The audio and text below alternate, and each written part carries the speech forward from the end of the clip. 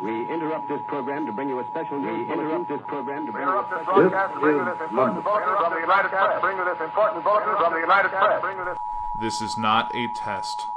Every Tuesday, the Journey into Comics Network will bring you the Puhr Report, your one-stop podcast shop for everything news and topics of personal interest. I am your host, Andrew Puhr, and you can hear me every Tuesday. The following is a Journey into Comics Network production.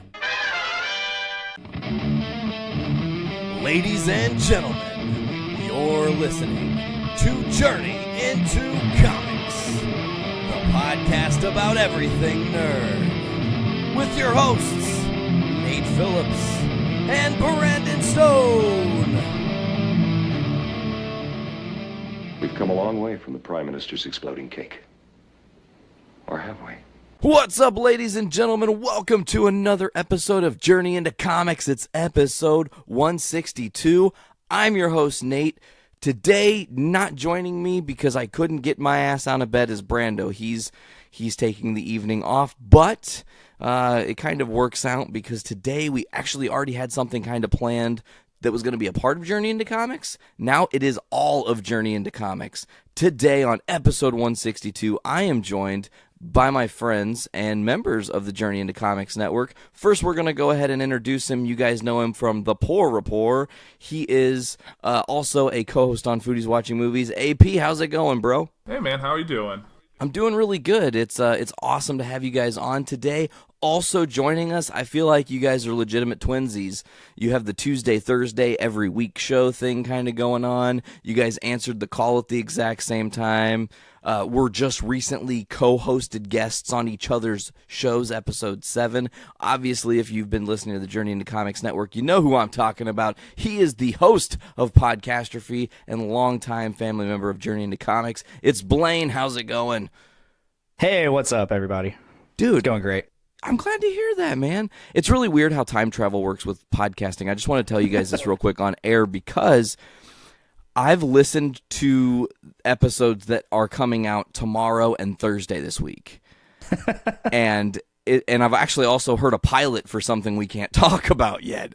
Oh boy. And that honestly, one's fun. There's so much cool news going on within the Journey into Comics Network that I'm just glad you guys are a part of it, because now it's like it's starting to get kind of fun. I don't know if you guys feel that way, but like I feel like even if it seems a little bit more pressure because it's like, oh shit, Nate's gonna now edit another 1 or 2 shows at least in some capacity, getting intros and shit on, that it could be a little cumbersome. But man, I just feel like everybody has brought really great ideas and new stuff is coming down the pike. However, today we're going to talk CW, guys. You guys are caught up on everything? Oh, yeah. Excellent. Oh, yeah, I am. This is interesting because there's the whole timing thing. I feel like I'm going to just do like AP, Blaine, AP, Blaine. We'll see how it works because you guys actually had a really great rapport in studio together. Yeah, I really enjoyed being in that. It was a nice vibe to kind of get, because it's the first time the Puhr Report had a guest, so it was definitely nice to be able to bounce things off someone instead of just talking to your screen. Yeah, I totally understand that. And then of course, Blaine, it's the best. Blaine, for you, having guests on your show is you're just a pro at it at this point. Yeah, I'm no stranger to that, and like it's just the show just doesn't have that spark without the guest for me. Because I don't have a specific format besides just conversation, so I'm not gonna have a conversation with myself, you know. Yeah, that's I've done the conversation with myself, and Me too with my segments. Yeah, we all kind of know what that's like to just talk to yourself on a podcast, and it can be fun. It can also be difficult. It just, I guess, it kind of depends on how in tune with your own inner monologue you are, and how comfortable you are just letting your thoughts out. Because I learned in the early days of JIC, if I just like put the inhibitors away and just let my free thought happen, that the podcast would breathe and just kind of do its own thing. I want to mention that it's super awesome. You guys are nearing. We are literally only 2 weeks away here. I think it's going to end up being the first week of November that this happens. You guys are both going to hit episode 10 of your show. Oh, yeah. Yeah, I'm excited, though, because I think I told you what my plans for episode 10 were. Your plans for episode 10 are going to be sick. I'm excited to see that part of your show come to life and see what you can bring to the table. And of course, Blaine, you were just talking about this on episode 8 of your show that comes out this Thursday. Make sure to check it out right here on the Journey into Comics Network, folks. You were just talking about how I always say that episode 10 is very important because, it does let people know that you are serious about what you're doing.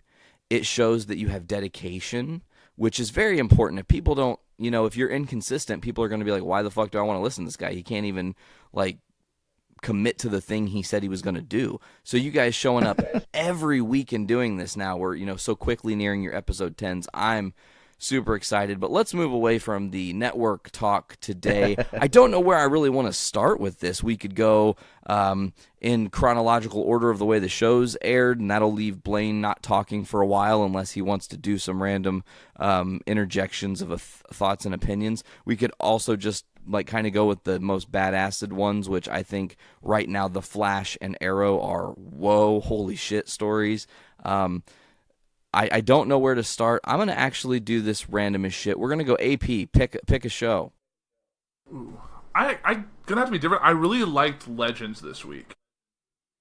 Yeah, Legends was really good. You guys go ahead and start off with Legends talk then. While I did see the episode, I feel like I might have actually not finished the whole thing. I'm feeling just a little uncertain with how the episode ended. So I'm just going to let you guys kind of speak about the episode and refresh me as we go through here. I know that it involved a circus. Yes, it was P.T. Barnum's circus. I can't remember what actually the name of it was. It's something in Oddities, or Blaine might remember the title of the circus. I don't remember. That was the least likely thing to happen. He threw it to Blaine to remember the circus name. All I can think about that entire episode is, holy shit, Billy Zane. He's a cool dude. Did he play P.T. Barnum? He did. Yeah. That was awesome. There's some turmoil between Nate and Amaya. Yeah, because it picked up, I think, where they were beginning of the summer after everything kind of happened, and they had the whole that time off, and then it just they're hanging out, doing the whole living together thing. They had an apartment, and then they actually showed some footage from an older season of Arrow on the TV, which was kind of interesting. If you remember, the vixen they used on Arrow, they had on the TV during that episode. Yeah, that was a nice little Easter egg, and it kind of caused concern for Amaya. Yeah, because the whole thing about her destiny is back in 1942 or 45 or something, and being there to produce that future vixen.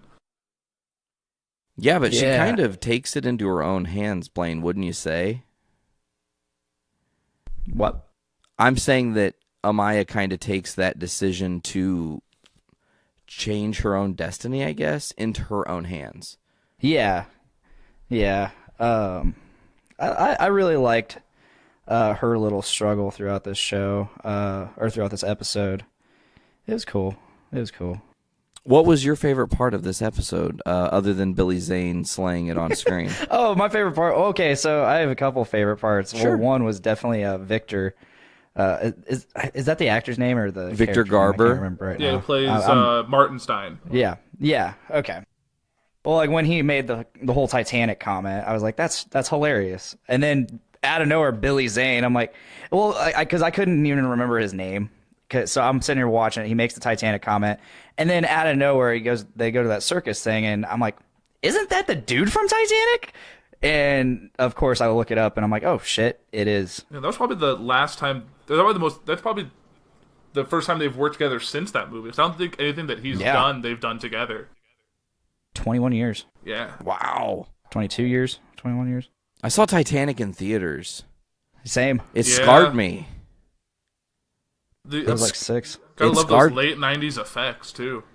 Yeah, but it literally scarred me, dudes. Because my dad took me to see Titanic, and that was the first time in my male life I saw boob next to my dad, and it was just awkward as fuck. And I was just you better be closing your eyes. No, my dad didn't do any of that shit because he didn't know what the did. fuck was coming. That's just how he is. He's like, oh, whatever, and then we just watched the movie, and I was just mortified, what? Was I supposed to see that? Was that an accident? Is he just... Or You didn't have to ask the question with the whole steamy hand thing. Just like, what are they doing in there? I don't know. No, I mean, I was a pretty wily 9-year-old. I think that's right. 9 was 21 years ago. Wow, holy shit, my math is pretty good. Yeah, I was a wily 9-year-old, so I knew what steamy sex was. I'm not stupid, and I mean, I even knew what boob was, but I wasn't expecting to see it next to my father. That's the thing that scarred me. It's almost like back in episode 5 of Podcastrophe with the seeing your dad's wiener. Okay. Yeah. You know, like, but it was different. I don't know. It's just something I always remember. But back to Legends, getting rid of my fucking tangent city here. I'm just trying to think, is there anything that they are setting up in this season that is just like you're really anxious to know what's coming next? Because I think the inability to figure out what Martin Stein's character is doing about his decision to possibly leave Firestorm is it's building. Yeah, well, because you know that his daughter is pregnant, so maybe that probably will make him feel like he needs to be back. Like, he wasn't there for a lot of his daughter's childhood. He needs to be there for his grandson, granddaughter. Maybe that'll be part of the reason. Yeah, but then it begs to question, what do you do then with Jefferson Jacks and the guy? Because I love that character, and he's the ship's mechanic. He's like the science officer on there. Yeah, he's phenomenal at it. You know, I just don't know how Victor Garber's really great, and it's going to be hard for me to see him be replaced, I think. Yeah, I honestly don't know how they're going to resolve the whole Firestorm situation. Because I feel like if you lose him, you have to lose Jackson, which I don't think would be fair to him, because the Reporters team is really good, and I think so the show would suffer without him. AP, I have a question. Yeah. You wrote a little bit of notes here, right? Not much. It was just a little notes. And one of the things you were talking about, and I'm trying to pull it back up because I want to word it the right way. You're talking about Gary is the best Time Bureau agent. Please elaborate. Yeah, please. Okay, so you remember they're watching the show, or they're not. They're watching the circus, and they see that guy spying on them, and they go there and like knock him out, and it's Gary, the Time Bureau agent. So they take him back to the ship and are like interrogating him, and that's when like they like have him handcuffed to a chair and have him call his boss, that I can't remember the Time Bureau, like the person in charge that's under Rip, that lady with like the really tight bun. She kind of sort of looks like the gal from Better Call Saul, but it's not her. Yeah, I keep getting that definitely. look in her face. I'm just like, is that the chick from Better? Oh no, it's not. But is it? Are you? But it's not. Okay. Right. So one thing that because then like they call her and he's obviously terrible at lying to her, and then she shows up and they have that like epic fight scene, and then I remember like ending with like, don't forget Gary, and I was like, gotta love Gary. Gary's like what is it, that one from Deadpool, like the Hydra agent? Oh, Hydra Bob. Yeah, it's kind of what it reminds me of a little bit. Oh hey Bob, that was in Deadpool. I loved that because that was one of those things that you weren't really expecting them to reference. Is the Hydra agent. We're tangenting into Deadpool for a minute, but let's kind of move on here. We're definitely on a limited time crunch here. We're going to get some final thoughts on Legends. We'll go with Blaine first. Final thoughts on this second episode of Legends. It was pretty good. I liked it more than the first episode for sure. I'm very eager to see where this season goes, along with the crossover later on. I definitely want to see where what's her name, Amaya? Yeah. I want to see where she goes. I want to see her and what's his face's relationship, how that settles throughout the season. I definitely want to see some more Sarah kicking ass, because she kicked some ass. Oh yeah. Tangent real quick. Sure, do it. So I was watching, and this connects to the CW Arrowverse.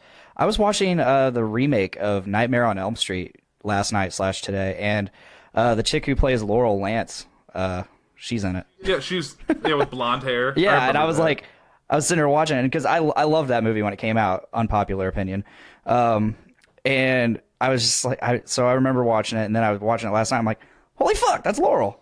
I was watching it with my girlfriend, and just I was like, holy shit. They actually filmed that.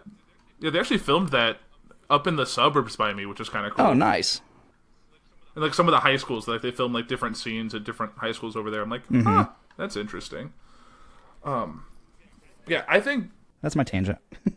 I guess my thoughts on the episode. I agree with Blaine. It was definitely a lot better than the first episode, because they finally had like something to kind of strive for, that a mission, something to unify around. And I really want to see where this whole Time Bureau thing shapes out the rest of the season. Are they going to become as kind of intense as like the Time Masters from the first season, or if it's going to be something that Rip's going to start disagreeing with the way they're doing things and kind of break off and become like an earlier season Rip before he was like went off on this whole little thing. But yeah, I'm kind of seeing. I want to see, because I know that has to hit ahead at some point this season. Yeah. But there's disagreements between basically everyone who's not Rip and the Legends. Yeah, I think you guys have hit the nail on the head that this was an awesome episode 2. They're growing on the story.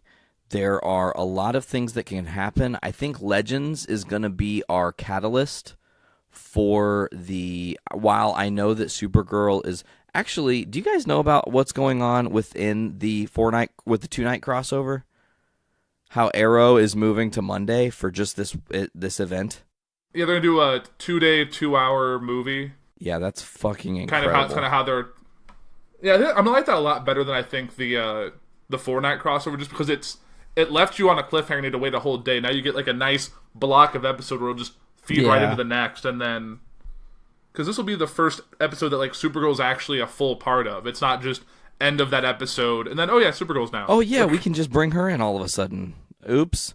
But you know what's cool, though? They got more creative later last season in The Flash with the musical crossover and Supergirl.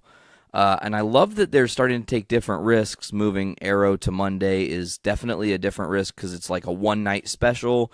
You get it bang, bang, Monday, cliffhanger probably right after the Arrow airs, and then bang, bang, you get the solution the very next night. They're going to get huge ratings from that. And I think that the Legends... I don't know how. I feel like the Legends, maybe through Mon-El, maybe through the Legion of Superheroes. I know this is kind of future tripping a little bit deeper into this season, but it's like I want them to do something where the Legends are the catalyst to bring Earth X out. I don't want it to be Barry and the Flash. Because the Legends episode is the finale. That's the last episode of the crossover. I know, but I want it to like literally like somehow the Legends end up on Kara's world. And that's the start of the crossover. It's like, whoa. Why are the Legends on Supergirl on Monday? That's crazy. And then it can, like, before the episode is over, now they've started to really assemble the team. Because I think it's important out the gate for Supergirl to tonally set this up as, this is fucking epic, and we are using all the parts. And I don't want them to wait till Legends to finally bring the team together all the way and then have the finale kind of wrap up real quick. They've got to do an interesting way of telling the story. Moving on. Oh, go ahead. Sorry. Well, one thing I think is maybe the Legends will find the Ray. I think they'll find him, and that might catalyst into the other shows. Like the episode that leads their episode right before the crossover. I think might introduce the Ray, which is the superhero on that Earth X. Yeah, which is the CW. They're doing it as a CW cartoon on Seed, as a build up to kind of get people aware of who the Ray is. And we'll get his in-screen debut during that crossover event, which is exciting. There's a lot of huge things happening this season on the CW shows. We're going to riff this thing. I'm going to throw the ball into the air and say we should talk about Flash next. Let's go ahead and get the Flash talk out of the way. I like that old-time rock and roll. Oh, man, that was a beautiful post cold open, which was dark as fuck. Let me just shake a dude to death in an elevator. Oh. Yeah. Kilgore. Yeah, do you guys want to know something really fucking weird? I'm going to tangent just for a second, but I swear it's so... Definitely, this is the best place to talk about it. Yesterday, which is 2 days ago for people who are listening to this on the release day, Walk Among Us played Detroit. You guys are aware of that. I have not, Hell yeah. I didn't really recount to you guys anything that's happened yet, but it's actually quite interesting. So while the drive was pretty normal, there was nothing too unnatural. It was like a 3 hour and 50 some odd minute drive to the venue. And we got there right at load in and whatever. But here's the weird thing. Multiple times yesterday, I had huge CW references happening. And here's what I mean. I, yesterday at random, grabbed a shirt as soon as I got up, threw it on. I just so happened to put my Arrow shirt on. So I was like, oh, cool, it's a CW day. Ha, ha, ha. Veronica and I are in the truck. We're driving to Detroit. We stop to get fuel. We stop at a Culver's to get food. There is a, it's not a PT Cruiser. I can't think of what this car is. It's a Chevy, but it's like a cube. I don't know what the hell it's called. Maybe. It probably is that, yeah. But it was all red and literally had Flash emblems on it as if it were the Flash. And I was like, that's awesome. Nice. And I was like, okay, that's kind of bizarre. Then we're exiting to the venue onto Kilgore Road. I was like, this is fucking weird, dudes. Like, it was like the Flash and Arrow and CW was just all encompassing yesterday. Last thing you see like a Supergirl cosplayer at your concert, but like, what is happening? Officially, I think I would have jumped off the drums at that point. Like, I'm done. There's too much. Can't do what it. the shit? But anyways, let's get into this Flash talk. We had Kilgore as the, kind of baddie of the week, setting up what's going on with the Thinker. You have some interesting 111 day with Cisco and Gypsy. Almost forgot her name. I would have felt like a schmuck. You've got some interesting going-ons with Caitlin and her inability to control Killer Frost. Iris stuff? Iris and Barry stuff, which was very interesting. Couples therapy. Mm-hmm. So let's kick it over to AP first. What do you think on this episode? What were some things that stuck out to you? I still loved the breakfast scene. It reminded me a lot of season 1, like when you just rush in and grab coffee and like leave money. So I was like, oh, look at that, he's doing it again. But like, did it all during a flip of a pancake. Yeah, just to kind of like really showcase how much faster he is. Oh, and then the him watching Game of Thrones at like 10,000 like frames a second. He's like, Jon Snow's dead. Oh, he's alive. Oh, that's. It was funny too at the start of that because he's like his reaction was like, "Oh no, oh yeah, oh no," and then like Iris is like, "What are you doing?" And then he's like, "Oh, Cisco's just catching me up because they're like the internet's a landfill of spoilers now. Big thanks to Journey into Comics, you assholes." Since we're spoiling this episode for everybody, a week old, I don't care. But the funny thing at the end of that was what you said about how he's like, Jon Snow's dead. Oh, he's alive. And I just thought to myself, like, man, for anyone who hasn't watched GOT who intended on watching it, good fucking job, The Flash. Cool. At least you know Earth 1 has Game of Thrones. Very solid point. At least, but it's a different cast. That would be hilarious. It's like, Rupert Grint is Jon Snow. Like, what is this? Like, I don't know what's happening. Earth 1's Ned Stark survived. Oh my god, that would be crazy. But the crazy thing is, because he survived, there was like zero drama throughout the entire show. Oh, that's so it basically just turned into a sitcom. It's like Seinfeld or Friends, but it's with the Game of Thrones cast. Yes. Yeah, that show would be totally different if Ned Stark was still alive. Oh yeah. That show goes nowhere fast. Hold on. I gotta talk a hypothetical. Who the fuck is the Kramer of the Game of Thrones if that's the way the show goes out? Who's just the lovable idiot that just busts in at inopportune times? Hodor? Oh my god, that's great. Samwell Tarly. Oh, that's even better. That's better, yeah. Oh man, but I could kind of see Samwell kind of more as a Newman character though. Littlefinger would be Newman. Maybe Braun. Oh, Littlefinger as Newman is better. Yeah, see? let's get back. We can do a whole episode about what if Game of Thrones was Seinfeld. Oh man. Yeah. What if Seinfeld? Maybe we should do that for a Patreon exclusive. Oh my god. After Game of Thrones wraps, we'll do a whole what if special, and we'll take concepts and just like, what if Game of Thrones was in the step-by-step universe? And it's about the Lannisters. Oh my god. Oh, that's dumb. I'm sorry, guys. Anyways, back to The Flash. Damn it. Yeah. This is Tangent Catastrophe. Well, one thing I really liked about the way the second episode of Flash took is that all the groundwork that Iris had laid, like over the summer and in episode 1, Flash just throws it out the window. It's like, oh, I know what to do. I'm the Flash. I got this. And just disobeys everything that she'd laid down. Like, all right.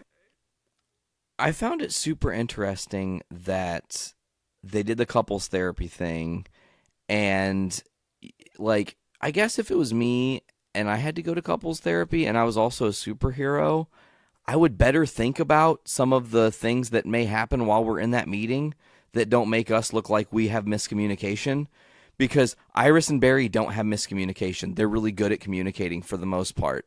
But to the psychiatrist who is seeing them in couples therapy, they seem like a hot fucking it's like, why are you mess. taking notes? That's not a problem.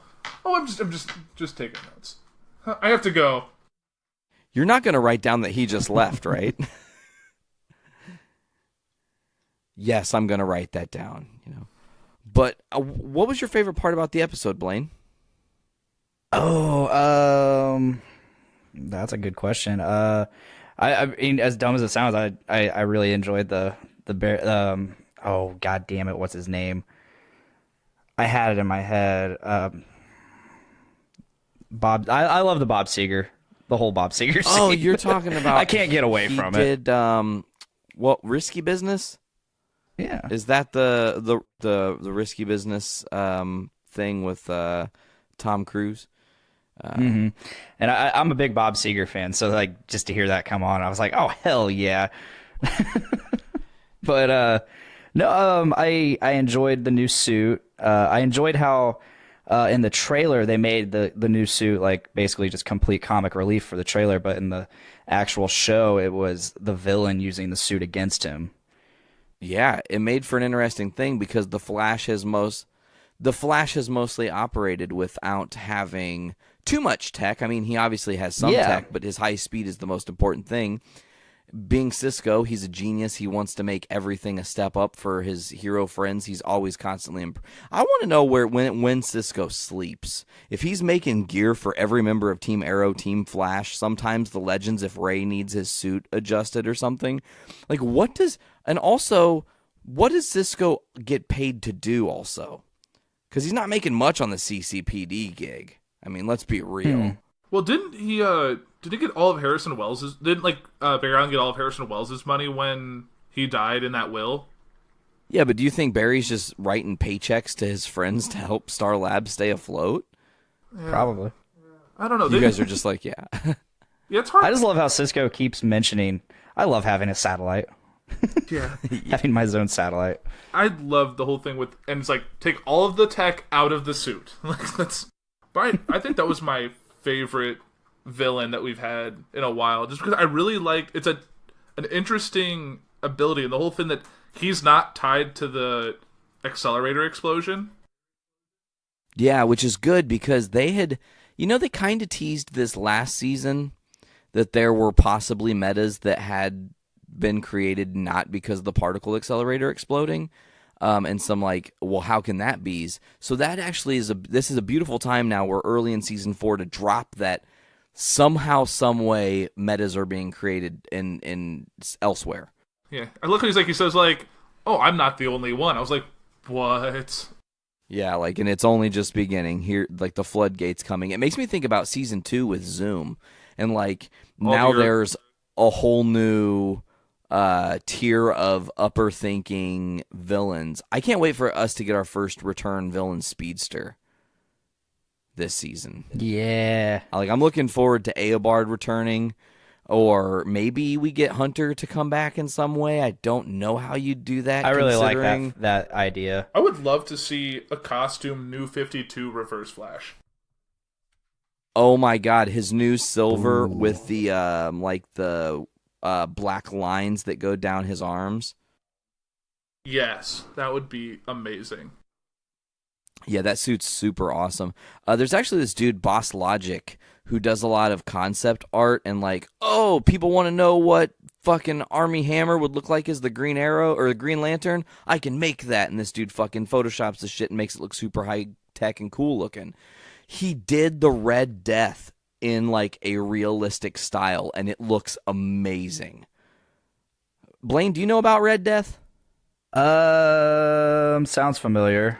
He's a new character. Essentially, there's this dark metal saga happening in DC right now, and a bunch of alternate Batmans have been created. Okay. It's basically in an alternate world where Batman chose to take the powers of the Justice League. So at one point, this is a little spoiler, but I don't know if you're going to read the comic. It's he turns his Batmobile into a sonic treadmill and sucks all of the Speed Force from the Flash and takes it on as his own ability. It's really messed up, but he becomes, the Red Death. I was like, okay. It's awesome because his suit's got the bat logo on his chest, but there's a lightning bolt through the center of it. Oh, that'd be rad. And he kind of looks like Zoom. Like he's got the kind of weird mouth coverage going on and still looks like Batman. Still he still has the bat ears. Can't get rid of those. I'm looking this up. I got to see this. There's, I'm wondering, do you guys think we're going to start building towards Bart Allen's introduction into the Flash? He being the 31st century Flash, grandson of Barry. Well, they did tease the Tornado Twins, kind of. Yes, they did last week. So it's possible, but I don't know if they're ready to open the doors to the distant future, beyond Eobard Thawne. I just think there's a whole lot of story that hasn't been told yet that they can pull from for that. I mean, how incredible would it be to do a whole episode in the 25th century as Eobard? Like, here's the thing. He has such a tragic story, guys. Think about it. He literally is a kid who is obsessed with the Flash. He loves the Flash. He's like, oh my God, I want to be like the Flash. Someday I want to run as fast as the Flash. He learns how to run as fast as the Flash. He can then kind of replicate what the Flash was doing and realizes he's the Flash's greatest foe. That's a mind fuck. Then you're like, well, what do I do? Do I go back and fuck with him and start this thing that we have that creates him to be such a legendary superhero who I fell in love with and wanted to emulate? Or do I break the status quo and not do that, which, of course, he decides to take the darker path? I would just love to see that on TV, you know? Yeah, I know they said at some point when they were talking about the show that they were going to avoid time travel for a bit, but I think that would be a good thing to do in Season 5. Oh, yeah. That'd be a good... Of course, what they'll probably do is at the end of Season 4, there'll be some epic thing that looks like they're going to change the whole status quo of the Flash, and we'll totally expect that, and then the first episode of Season 5 will totally undo that and go back to kind of a normal show. That's their MO. I still wanted like 3 episodes of just Kid Flash as the only speedster. That would have been sweet. We talked about that when we did our like finale breakdown. I wanted what we talked about so bad, and they're like, as soon as they started teasing their trailer, I'm like, well, I guess they come back in like episode 1, like halfway through it, and that's what was. I was like, all right, just like when they did second season premiere, Flashpoint. It's like season 3 premiere. Season 3 premiere, yeah, like one and done. All right, yeah, Flashpoint. I wanted more Flashpoint.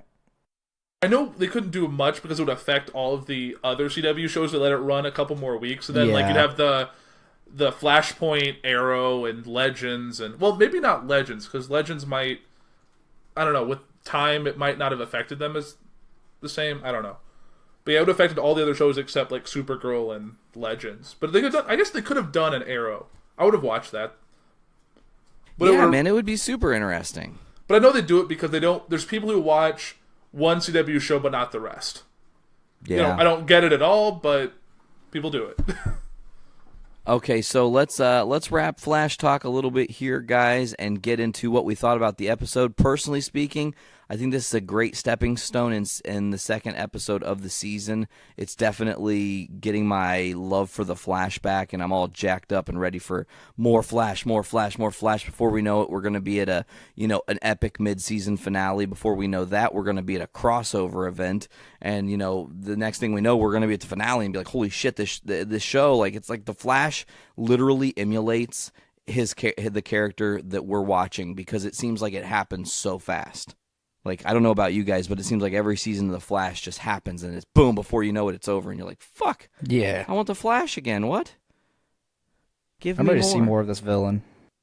Yeah, that's one thing I've loved, is that for the first time, we know who the villain is episode 1. Like, we know who he's going to be. We don't know what his plan is yet, but, like, they've shown him. He's been in every episode so far. I mean, it's only been 2, but they've never brought out the big... All 2 episodes. But they never brought out, like, their season-long villain until, like, the mid-season premiere. Like, it's like they've never, like, done that, like, reveal of who this person actually is. And now we're like, oh, he's the Thinker. Awesome. Yeah, I think that it was cool, too, the Thinker playing piano at the end of the episode there. I like that, too. How he finished that symphony or whatever. He's like, oh, I just, totally figured out the way he would have done it and just did it. That's crazy.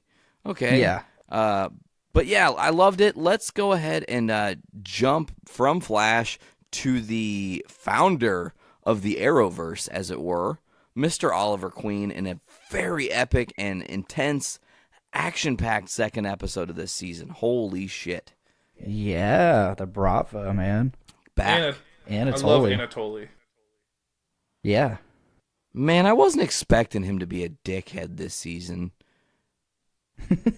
Like, I really wasn't. Man. He had such a good arc last season with Ollie, Well, especially because, like, the last time we saw him, he was giving Oliver his bag of stuff to become the Arrow. Or become the Hood, I guess. Gave him his, like, original bag of stuff back. Like, all right, go do your thing. I was like, oh. I loved, okay, a couple things here we're trying to stay focused today and not run too long. So, a couple major things stick out on this episode, and we can start wherever you guys feel. So, we talk about Anatoly and his arc, and he's like, he was a good dude, and then they have, like, this great relationship that's budding and building and interesting things. It moves into now where we are, where he's literally, it's weird because it seems like he maybe is taking some shots at Ollie, and in the beginning of the episode, you're like, oh my god, he fucking gave Ollie up as the Green Arrow. That's shitty, which we realize isn't the case. He literally is super noble about what he does to Oliver. He doesn't do anything that is, like, legitimately compromising. He just played the system well. Right. Because basically he comes out and said, like, if I wanted to hurt you, I would just go after William. And you're like, oh, fuck, he knows about William. All right, let's... like. He's like, but I'm a nice man, but not everyone is. I'm like, dang, speaking the truth, Anatoly. Yeah, he definitely did. It was like, okay, well, you know about William, and then that gives me a beautiful segue to discuss him a little bit, because, guys, this was an amazing character-building episode for the character of William, who has been pretty much just a scared little boy plot device since we've seen him in Arrow. Yes. And I loved the interaction between him and Oliver. Yeah, it was really nice. It was really cool seeing Oliver just, like, kind of take a step back and take a different step in the parenting world, where he's just like, dude, just punch him in the nose. Yes, I loved it. He's like, look, and you know what's funny? I swear on my life to you guys, the advice Ollie gives William about punching the bully, same advice I got when I was younger. Yeah. I never had the balls to do it because I was not walking up to some big dude and punching him because I thought I would get murdered. Well, yeah. But my dad did. He said, you find my dad's exact words, Nate, if these people keep bullying you, find the biggest motherfucker in the group and knock his teeth down his fucking throat or break his fucking nose, and they won't mess with you. And I was just like, yeah, but do you look how little I am? I can't throw a punch like that. Come on now. You just grab your fist and just break it and be like, Yeah, that's what I expected to happen, too. Like, I'm going to be this, my luck, I'm going to be fucking hit him in the face, but his face is going to be made out of metal or some shit, and I'm going to ruin my fist. Luckily, that didn't happen. But what did you guys think about this relationship that's being kind of really beautifully built between Ollie and William? I know one thing I liked was he has the whole issue of like being the Green Arrow and being a father now, and like the big thing kind of came to a head like when he's trying to be fatherly to William, gets the call and then just bails out of the limo and just leaves him to go home by himself. I was like, and you kind of see that really kind of comes through the rest of the episode, and then it leads to kind of a pretty big thing, which I know we'll talk about later. Yeah, there's quite a few big things that are coming out of this episode of Arrow.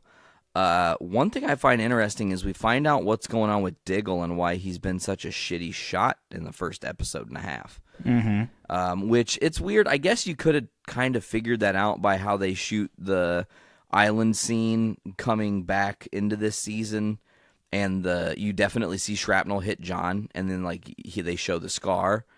And you're just like, okay, well, it's building, like, what's going on? And it was interesting because they go see the doctor to find the cure for the dude, the Markovskis, I think. Markovskis? Yeah, the dude who had, like, the tech dude from Russia who was like, building a plant in Star City. Yeah, and it was awesome because he's like, we need this serum. That's a weird word. Serum.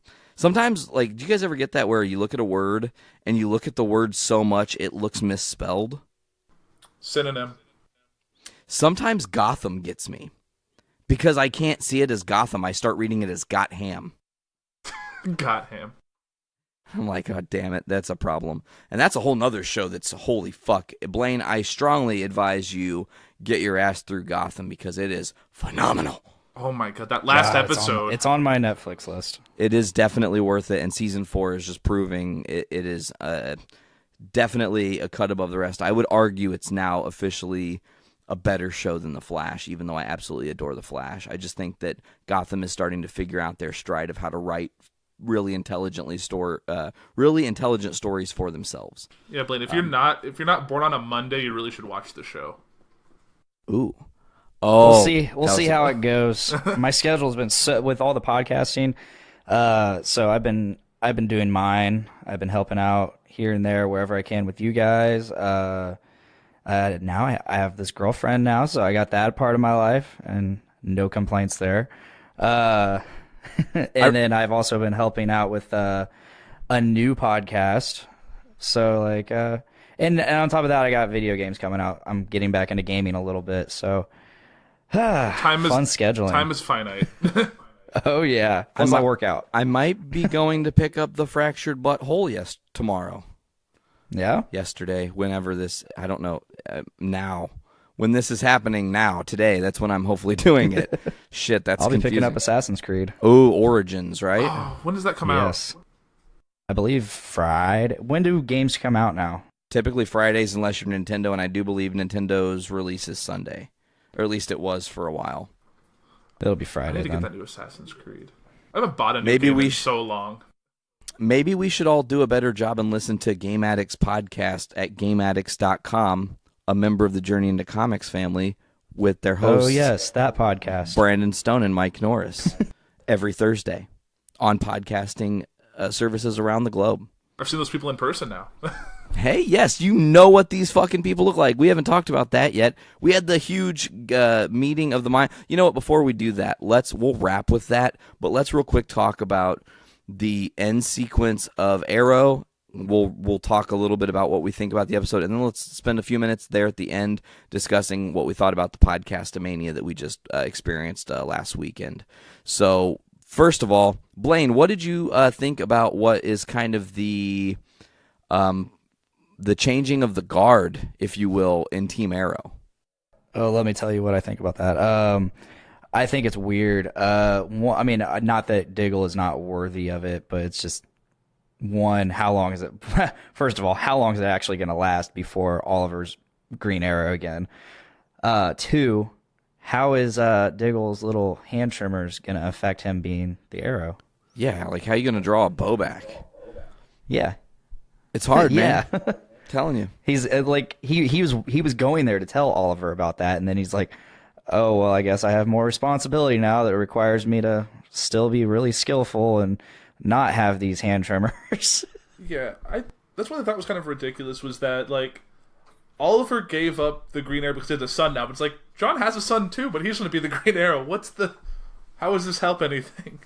But if John dies, his son's not alone. Correct, because that is true. Because Lila's still around. So I mean, that's still it still sucks, obviously, but William will be alone if Oliver dies. He'll have nobody. A couple things I think about Diggle taking up the mantle. First of all, they've done this before, he's donned the cowl or the hood, if you will.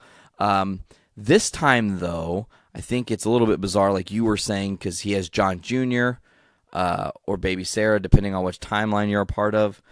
Flashpoint reference there. So the thing I think that is bizarre, though, is that he's going to only just, I think, appear as the Arrow long enough to get the FBI to stop their investigation so Ollie can get back to work. I think that a couple things have to happen, though, for that to happen. I think that Diggle's going to die as Green Arrow because he's not going to be able to draw his bow back. He's not going to be able to save himself, and something's going to go wrong, and they're going to unmask him as the Green Arrow. Then the FBI's like, well, shit, the investigation is off, for real. We have an answer. And then, of course, Oliver is going to take so much responsibility for that. Like, well, now John Jr. doesn't have a son or a father. And, of course, that sets John Jr. up to be future Green Arrow in 2046 in Legends. Oh, yeah. With his name change of Connor Hawk. Well, did you see the tease for this later this week's episode of Arrow? I did not. I try to avoid those. Yeah. Well, can I spoil it here, or should I wait? Sure, man. Go ahead. I don't give no fucks. Well, because they did a very season 1 style bit with John. Like he because I think Dinah is like questioning John's ability to shoot the arrows. So he takes the thing of tennis balls, throws them in the wall, and then just shoots and gets all of the arrows into the wall. I was like, oh, all right. But it makes it sound like he's going to be running the team now, because it looks like Oliver's nowhere to be found in that teaser. Interesting. So I'm definitely, I think that's the episode I'm looking forward to most of this coming run. So like tonight's and then the rest of the weeks. I think that's the one I'm most excited for. Speaking of those teasers, so I've been watching through the CW app, thanks to you, and so I'm sitting here watching The Flash, and because the CW app has commercials, obviously, probably most likely to keep it free, and as I'm watching the commercials in between segments of The Flash, they throw the fucking next week's Flash stuff in. Yeah, like, that's the only thing really cool. You have to really only watch, like, yeah, they've gotten me before with that. You gotta, if you wait till the end, like that's what screwed me over with Westworld too, is like sometimes they'll tease an episode you're currently watching. I feel like they should avoid the show you're watching during that show. Like, don't show Flash trailers during Flash. Just wait. Yeah. Like, I don't know. Someone needs to put that in their suggestion box. It's like us teasing episode 165 of JIC during 164. Like it doesn't make sense. Yeah, that's happened. Yeah, I think bizarrely we have done something like that before. Talked about episodes that haven't even. It's so weird, guys. I tell you. But overall, I loved this episode of Arrow. Little reference to Bruce Wayne, which was cool. They actually mentioned him a couple times, which means he is definitely on Earth 1. Rumor is that there is a possibility we will get a Batman in the Arrowverse. Really? Yes, they have talked about it, and one of the big things was like, look, people said that BVS was going to stop them from using Superman and all these other characters, and of course the whole thing was Suicide Squad and the shifting there. However, big however here, with them using Tyler, whatever, Laughlin, I think his name. Hachlin? Hochlin. Yeah, something like that. Hochlin whatever his fucking name is, the guy that played Superman on Supergirl, that kind of opened a door. Now you've opened a door even more because you've mentioned Bruce's name very clearly with no like subversive, it could have been the CEO from Wayne Enterprises. They didn't say that. They said clearly Bruce Wayne a couple times. Is he in our city? No. So I just think it is very likely that at some point they can pull that trigger and make the decision to go, okay, let's gamble hard on our TV and really bring a Batman. Who knows? Maybe that Batman is the Batman from Gotham in the future. Could be. Or it could... I think it might end up being... Because they've tied it into Supergirl that, like, Clark's friend... So I think it could easily be from that Earth, but I don't think they could do it on the Arrowverse without having missed all the stuff going on in Gotham City for the past few years. Totally. So I think if they had him, like, show up, or if there's some ever point that whole team is on Kara's Earth and just have, like, Superman bring Batman over and have, like, a freaking proto-Justice League moment. Oh, that would be sick. Just play the Come Together song again. Oh my god. That'd be hilarious too. But they have to do a different cut of it. I think that's like the White Stripes version of Come Together. Do Aerosmith's version, you know? That's my personal favorite. I love the Beatles, don't get me wrong, but do a different Beatles song. Like, I don't know how this works. They're doing Yellow Submarine. It'd be hilarious if they started walking to Hey Jude. Have you guys heard the Godsmack cover of Come Together? No, I'll look it up, though, after this. Good stuff. Before we wrap today, I just real quick wanted to thank you guys for being a part of the Podcastomania. That was a very intense weekend for me, and it would not have gone off without a hitch without your guys' imminent help. We put out some really fun episodes, I thought. A lot of that can be recounted on the best of the week from week 10, 16, 17. Some of that's going to be recounted on next week, or this week's best of, because some of those episodes won't drop until this week in the coming weeks. Isn't Foodies dropping on Wednesday? Yeah, Foodies Watching Movies, The First Supper, featuring everyone from the network except for Lauren, is going to drop on Wednesday. It's going to be awesome. Tomorrow with The Puhr Report, Episode 8, One America. Thursday, we've got Podcastrophe, Episode 8. He's not that fast. And then Butt Stuff, I don't know what the title of the episode is, but Episode 5 drops this week, and it's already been recorded. I'm really looking forward to it. I'm excited to hear what they have. Some cool stuff coming from the Butt Stuff camp they're definitely in the near rolling future. out a lot of episodes. Yeah, they put out a really awesome, I don't know if you guys have listened to it yet, but they have a Patreon exclusive episode 4.5, where they talk about The Evil Dead. Caitlin had never seen the movie. They watched it, and her reaction is in real time, and it's hilarious. There is some silence because obviously they're watching a movie, and we know what that's like, AP, where there's some silences. But with the way their show already is, it doesn't seem like an unnatural silence. And then they come in with some really funny and witty banter. So if you guys aren't a patron yet, throw $3 over to us. You get exclusive content right here on the Patreon at patreon.com/journeyintocomics. To get into the plugs, you can check out Journey Into Comics on all the different social media sites, whether it be Facebook at Journey Into Comics Podcast, Instagram at Journey Into Comics, Twitter at JIC Network, on YouTube. You can get us on all the different podcasting services such as iTunes, Stitcher Radio, Podbean. I'm missing one, Google Play Music. That was the other one. And then all the other little sub ones like Overcast, Downcast, Podchasers, and whatnot. Folks, please give us a 5-star review on iTunes. We would love to have 30 reviews. We are at 28 right now, so we're getting close. I think we actually have 29 because we have like a Canadian review I didn't even know about until like last week, because you can't see international reviews on an American iTunes. You have to go to, there's a special site you have to go to and plug your shit into it, and they send you the things. I had to the review was like from 2 years ago. Someone in Canada said some really nice shit about us. I didn't even know. I felt awful. I was like, wow, I didn't even shout them out and say thanks. So, hey. Thank you, Canada. Thanks, Canada, who has recently listened to some Podcastrophe and some Puhr Report. Canadians, checking you guys out. As always, find AP and Blaine on their shows every week on the Journey into Comics Network. You get the Poor Rapport on Tuesdays, Podcastrophe on Thursdays. Get them on all their different social media sites with the Poor Rapport. It's Poor Rapport, all one word, on all three of the major social media networks, whether it's Twitter, Instagram, or Facebook. And then I'm pretty sure it's Podcastrophe Podcast on all the same for Blaine, except for on Facebook, it's just Podcastrophe. So I don't really have anything else. Guys, did you have anything else you wanted to add before we call it an evening? Yeah, so for my episode, you mentioned my episode's title, which is He's Not That Fast.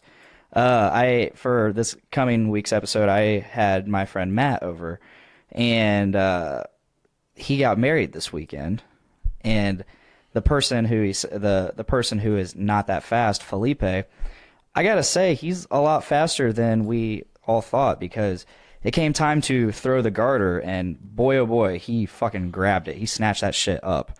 Lightning fast. He's a lot faster than we thought. You could have thought the Flash was in the room with you stealing the garter.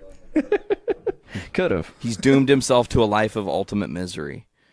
Another thing, I would like to remind everybody that on Wednesday, November 15th at 5:45 p.m. at The Bean in Chicago, Illinois, it is Windex the Bean Day. Oh, they're going to clean the bean. Yeah. I don't know. I'm literally just looking at it on Facebook. I thought it'd be fun to mention. You're going to Windex the bean. Interesting. Clean the bean sounds a lot dirtier than it probably is. But I digress. All right, folks, we're going to get the fuck out of here. It's been a long weekend for the Nate, and I'm ready to call it an evening. So, folks, I just want to thank Blaine and AP for coming back. Thank you guys so much. Yeah. Awesome.